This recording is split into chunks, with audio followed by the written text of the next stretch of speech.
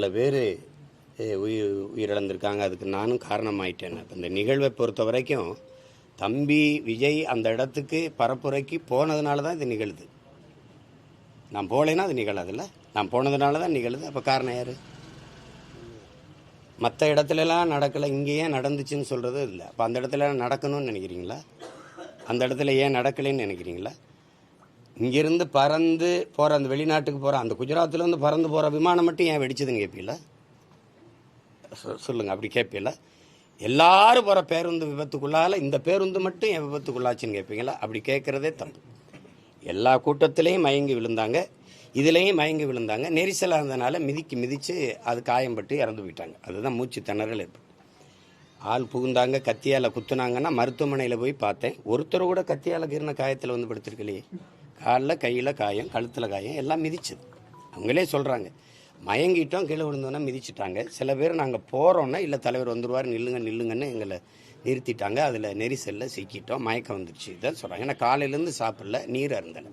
தம்பிக்கிட்டே கேட்குறாரு, தண்ணியை தூக்கி போடுங்க அப்படின்னு. ஒருத்தர் தேவைக்கு போடுறாரு. அப்போ அது சுற்றி இருக்க எல்லாருக்கும் தாகம் தானே. பேசும்போது அந்த வலியை அவர் கடத்தியிருக்கணும், ரொம்ப உருக்கமாக கடத்தியிருக்கணும். அது செய்யலை. இப்போ நம்ம பேசுகிறோம், மாண்புமிகு தமிழக முதல்வர் அவர்களுக்கு சட்டப்படி நீங்கள் நடவடிக்கை எடுக்கணும்னு இருந்தால் என் மேலே எடுங்க. என்னை நம்பி வந்தவர்களை, என் உடன் இருக்கிறவர்களை நீங்கள் கைது செய்ய வேண்டாம், அவர்கள் மேலே நடவடிக்கை எடுக்கலாம், இதுக்கு நான் தான் பொறுப்பு, என் மேலே நடவடிக்கை எடுங்க. இப்படி தான் பேசியிருக்கணும்.